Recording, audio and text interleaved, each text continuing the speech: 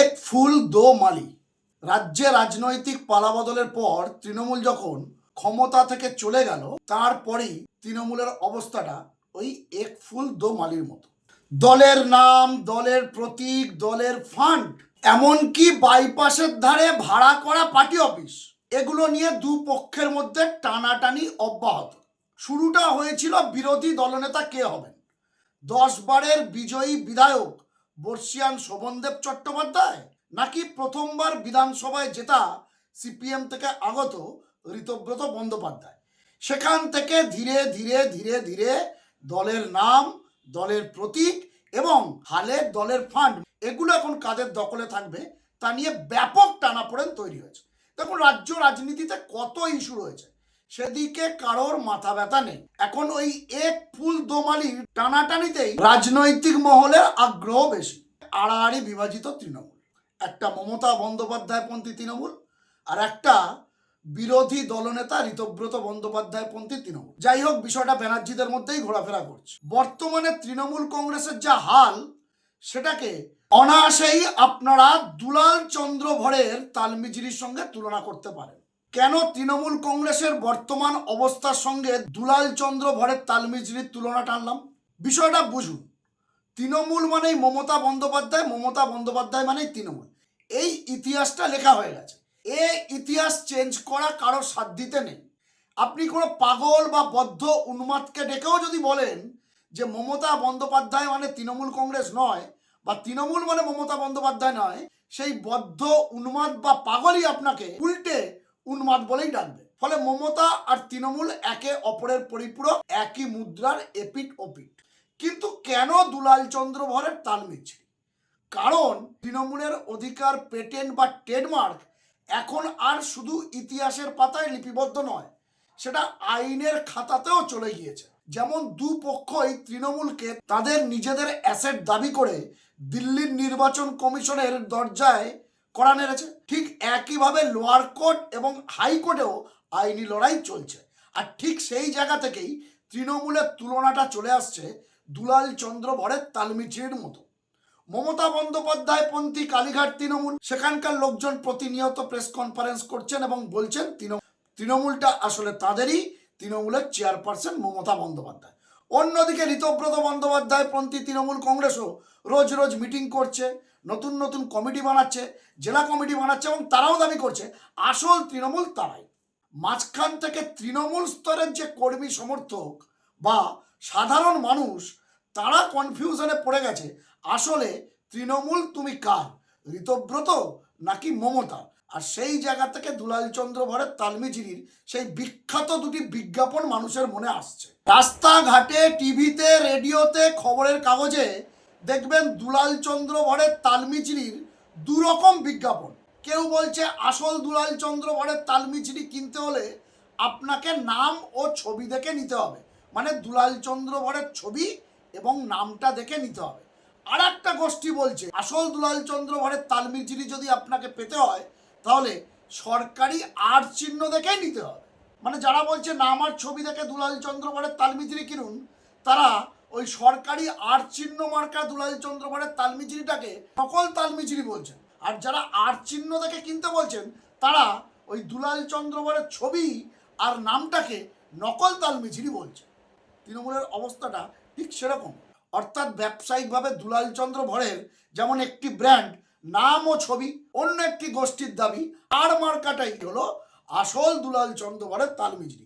ঠিক একইভাবে কালীঘাটপন্থী তৃণমূল দাবি করছে, মানে কুণাল ঘোষরা দাবি করছেন যে মমতা বন্দ্যোপাধ্যায়ের মুখ, মমতা বন্দ্যোপাধ্যায়ের নাম আর মমতা বন্দ্যোপাধ্যায়ের ছবি, সেটাই হলো তৃণমূলের ট্রেডমার্ক, সেটাই আসল তৃণমূল।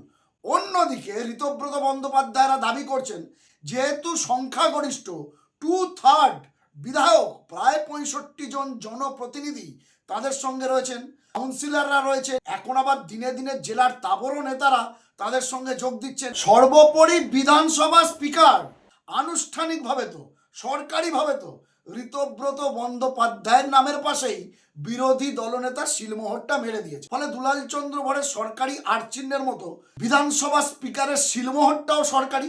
সুতরাং ঋতব্রত বন্দ্যোপাধ্যায়রাই আসল তৃণমূল। এই দ্বন্দ্ব চলছে, এখন কোর্ট কাচারি পর্যন্ত গড়িয়েছে এই দুই তৃণমূলের রোজ রোজ নতুন নতুন খবর। এবার কেন, কারা, কি জন্য, কোন শিবিরের দিকে রয়েছেন সেটা নিয়ে প্রচুর আলোচনা হয়েছে। এক একজন বিশেষজ্ঞ এক এক রকম থিওরি সামনে এনেছেন। আমি সেসবের মধ্যে যাচ্ছি না, মানুষকেও বোকা নন, আসল নকলের ফারাকটা মানুষ সবই বুঝতে পারছেন। কিন্তু আপনাকে এটা মানতেই হবে, যতই তৃণমূলের ব্র্যান্ড মমতা হন না কেন, ভিড় কিন্তু ক্রমাগত বাড়ছে। অন্তত নেতা নেত্রীদের ভিড় ক্রমাগত বাড়ছে ঋতব্রত শিবিরে। এরই মধ্যে নাম ছবির তৃণমূল মানে মমতা বন্দ্যোপাধ্যায় পন্থী তৃণমূল 21শে জুলাই কর্মসূচি কোথায় পালন করবে সেটা এখনো নিশ্চিত নয়। অন্যদিকে এদিন ঝড় জল বৃষ্টি উপেক্ষা করে ঋতব্রত বন্দ্যোপাধ্যায় পন্থী তৃণমূল ইতিমধ্যেই পুলিশের অনুমতি নিয়ে মেয়ো রোডে গান্ধী মূর্তির পাদদেশে 21শে জুলাইয়ের প্রস্তুতি শুরু করে দিয়েছে। আমি গতকাল একটি প্রতিবেদন করেছিলাম, আমি বলেছিলাম যে এই দুই তৃণমূলের কাছে এখন সরকার বিরোধিতা নয়, এই দুই তৃণমূলের কাছে এখন বড় চ্যালেঞ্জ একে অপরের বিরুদ্ধে শক্তি প্রদর্শন, এবং সেটাকে তারা বেছে নেবেন এই 21শে জুলাই, তা নিয়ে কোনো সন্দেহ নেই। এরই মাঝে আবার কাহো না প্যার হ্যায়, বাবুল সুপ্রিয় রাজ্যসভার সাংসদ, তিনি কোথায় হাওয়া হয়ে গিয়েছিলেন? শেষ তাকে দেখা গিয়েছিল রাজ্যে রাজনৈতিক পালাবদলের পর গত 9 মে রবীন্দ্র জয়ন্তীতে মমতা বন্দ্যোপাধ্যায়ের বাসভবনে রবীন্দ্রসঙ্গীত গাইতে। তারপর আর বাবুলের দেখা নাই রে, বাবুলের দেখা নাই। নিরুদ্দেশ বাবুলকে নিয়ে আবার গুজব রটে যায় বাবুল নাকি সরাসরি দিল্লিতে বিজেপির সঙ্গে সেটিং করেছে। তবে সেই গুজবে এদিন বাবুল নিজেই জল ঢেলে দিয়েছে। এদিন আচমকাই কাহো না প্যার হে গাইতে গাইতে মমতা বন্দ্যোপাধ্যায় মানে দিদির দুয়ারে হাজির। অর্থাৎ বাবুল কিন্তু দিদির সঙ্গেই আছেন, মানে ওই মমতা বন্দ্যোপাধ্যায়ের ছবি ও নামের সঙ্গেই আছেন। এবং বাবুল ঠিক কেন এতদিন কোড অ্যান্ড কোড নিরুদ্দেশ ছিলেন তারও ব্যাখ্যা দিয়েছেন, আবার বিদ্রোহীদেরও মানে ঋতব্রতদেরও কটাক্ষ করেছেন। ঠিক কি বললেন বাবুল সুপ্রিয়, শুনুন।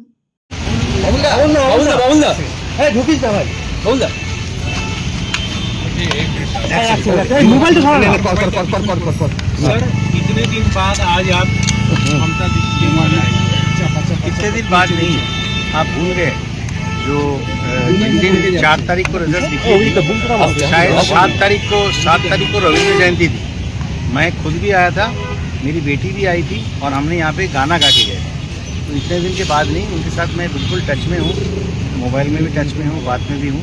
और आज जो है मैं बाहर भी था, बैंकॉक भी गया था, उसके बाद मुंबई था, लेकिन आज पहले से ही मैंने कह दिया था कि आज मिलना था और डायरेक्ट के साथ भी टच में हूँ। तो कोई ऐसी बात नहीं है। मुझे जो भी बात कहनी है, जब मुझे लिखना होता है, मैं ज़्यादा नहीं लिखता हूँ, आप लोग कुछ पढ़ते हैं, तो कोई इतने दिन बाद की नहीं, सबसे पहले ही शायद मैं आया था, उस दिन और ज़्यादा कोई नहीं था। सर बीते कल ऋतुब्रत बनर्जी ने प्रेस कॉन्फ्रेंस करके हाई कोर्ट का एक वर्डिक्ट का रेफरेंस देते हुए कहा कि हम ही असल तृणमूल है, अगर दूसरा इसको कोई क्लेम करता है तो वो गैर कानूनी है। कैसे देख रहे हैं सर? ये क्या बोलेंगे, आप लोग खुद बताइए। थोड़ी बहुत देखिए, हम बॉम्बे में इस शब्द को हमेशा बोलते हुए सुना है लोगों को कि दुश्मनी करो तो जम के करो, लेकिन इतनी गुंजाइश छोड़ दो कि आँख मिले तो शर्मिंदा ना होना पड़े। तो ये कैसी ऐसी बात कर सकते? उसको मैं जब मंत्री था राज्यसभा में कब से देख रहा हूँ, किस तरीके से CPM से फेंक दिया गया, कैसे दीदी ने दिया, मतलब इनके बारे में कुछ कमेंट करना जो है वो भी मुझे वो नहीं लगता है। करने दीजिए उनको, जो करने दीजिए। अपने इलाके में जाके रिज़ाइन करके दोबारा जीत के अगर आएंगे तो हम इनको मानते हैं। बाबूदा, आपके 3 पुराने सहयोगी आज राज्यसभा के लिए नॉमिनेशन फाइल किए हैं। एक एक करके दीजिए। आपके 3 पुराने सहयोगी आज राज्यसभा के लिए नॉमिनेशन फाइल किए हैं, सुखेंद्र शेखर रॉय, सुष्मिता देव और प्रकाश सिंह बड़ाई, क्या कहेंगे? कुछ कहना नहीं है, ये तो उनकी अंडरस्टैंडिंग तो वो थी कि वो देखिए, जैसे शुरुआत में जैसे इन लोग दिखाने की कोशिश कर रहे हैं, जैसे न जाने कितना उनकी गुस्सा है, कितना उनका वो है कि वो पार्टी से रिज़ाइन है, लेकिन अंदर अंदर क्या साठगांठ चल रही है वो तो आंखों के सामने सब कुछ धीरे धीरे क्लियर होता जा रहा है। अब देखिए क्लियर हो गया कि क्या अंडरस्टैंडिंग हुई थी। अब देखने वाली बात मुझे सिर्फ इतनी है कि जो लोग अपने आप को बचाने के लिए ये जो गद्दार पार्टी बनाया या जो भी तोड़ के अपना केंद्र में भी पार्लियामेंट में इधर उधर किया है, क्या उन लोग क्या सब धुले हुए तुलसी हो गए, या उनके खिलाफ भी जो भी चालू केस है वो भी चालू रहेगा? ये जो है हम सब के लिए देखने वाली बात है। ये मेरा कोई पर्सनल बात नहीं है। जो आम जनता को मिल रहे हैं उनके दिमाग में भी ये बात आ रही कि भाई एक हद होती है, मेरे ख्याल से उस हदों को भी पार कर दिया। सर, आज से राज्य में गुंडा दमन नीति जो बिल है वो लागू लग गई है, मैंने इम्प्लीमेंट हो गई है। सर क्या कहेंगे? बहुत अच्छी बात है। मैं पहले से भी बोल रहा हूँ कि जिन्होंने चोरी किया है, पहले कोई भी हो, वो जेल में, let them go to jail, let them go to hell, वो बिल्कुल हो। और जो गुंडागर्दी करे उनके खिलाफ गुंडा दमन नीति हुआ है, उसका दुरुपयोग ना हो, लेकिन ज़रूर वो अच्छी बात है, होने दी। दादा, आज कलकत्ता एयरपोर्ट की सेकेंडरी रनवे से जो मस्जिद है वहाँ पे आज़ान करना बंद कर दिया गया है, इस बारे में कुछ कहना चाहिए? नहीं, मैं इस बारे में, वो एयरपोर्ट अथॉरिटी की सिद्धांत है, और जो रनवे जो है उसके अंदर भले मंदिर हो, मस्जिद हो, अगर वो किसी वजह से कोई भी चर्च हो, कुछ भी हो, अगर वो एयरपोर्ट अथॉरिटी कोई डिसीजन अगर लेती है उसमें हमको कुछ बोलने का हक नहीं है। एयरलाइन सेफ्टी जो है वो बहुत इंपॉर्टेंट है, तो जैसे वो ठीक समझे वैसे। ঠিক আছে, থ্যাংক ইউ। আপনারা শুনলেন বাবুল সুপ্রিয়র বক্তব্য। বাবুল সুপ্রিয় অন্তত দুটি ইস্যুতে রাজ্য সরকার বা কেন্দ্রীয় সরকারের সঙ্গে সহমত পোষণ করেন। এক হলো গুন্ডা দমন বিল, যেটা আজকের থেকে আনুষ্ঠানিকভাবে লাগু হয়েছে আমাদের রাজ্যে। সেই বিল সম্পর্কে সাংবাদিকরা তাকে জিজ্ঞাসা করলে বাবুল উত্তরে বলেন গুন্ডা দমন বিলে তিনি সহমত। গুন্ডাদেরকে তো দমন করতে হবে আইনিভাবে, না তো গুন্ডাগার্দি বন্ধ হবে না। কিন্তু এই বিলের যেন কোনোভাবে অপপ্রয়োগ না ঘটে, এক। দুই, এয়ারপোর্টের যে মসজিদ, বহু চর্চিত মসজিদ, সেটা নিয়ে যখন প্রশ্ন করা হয় বাবুল সুপ্রিয় বলে এটা সম্পূর্ণ এয়ারপোর্ট অথরিটির ব্যাপার, তারা যেটা ভালো বুঝবে, অন্তত সিকিউরিটির ব্যাপারে তারা সেটা করবে। এয়ারপোর্ট যদি সিকিউরিটির কথা ভেবে মসজিদ সম্পর্কে কোনো সিদ্ধান্ত নেয় তাহলে বাবুলের কোনো সমস্যা নেই। কিন্তু দলের ইন্টারনাল ম্যাটারে ওই তৃণমূলের যে এক ফুল দো মালি, দুলাল চন্দ্র ভরের তালমিজরি, সেই ইস্যুতে বাবুল সুপ্রিয় ঋতব্রতপন্থীদের কটাক্ষ করে গদ্দার পার্টি, কোট আনকোট গদ্দার পার্টি বললেন, অর্থাৎ ঋতব্রতপন্থী তৃণমূলকে গদ্দার পার্টি বললেন। আরেকটি বক্তব্য তিনি বললেন, শত্রুতা করো কিন্তু এতটাও করো না যে সামনাসামনি দেখা হলে লজ্জায় চোখে চোখ রাখতে পারবে না। তো দর্শক বন্ধুরা, তৃণমূলের এক ফুল দোমালির যে এপিসোড চলছে রাজ্যে রাজনৈতিক পালাবদলের পর, কতদিন চলবে ভগবান জানে, এ অনন্তকাল ধরেই চলবে বলে মনে হচ্ছে। এ বিষয়ে বাবুল সুপ্রিয় তার মতামত জানালেন এবং এতদিন তিনি কোট আনকোট কেন নিরুদ্দেশ ছিলেন সে বিষয়ে ব্যাখ্যা দিলেন এবং অবশেষে কালীঘাটে তিনি দিদির দুয়ারে এলেন কাহনা পেয়ারে গাইতে গাইতে। এ বিষয়ে আপনাদের কি মতামত আপনারা কমেন্ট বক্সে লিখে জানান। আপনাদের গুরুত্বপূর্ণ মতামত ও পরামর্শ খবরওয়ালা সোমনাথ ইউটিউব চ্যানেলকে আরও সমৃদ্ধ করবে। ভালো থাকবেন, সুস্থ থাকবেন, সতর্ক থাকবেন। খবরওয়ালা সোমনাথ ইউটিউব চ্যানেলের সঙ্গে থাকবেন। নমস্কার।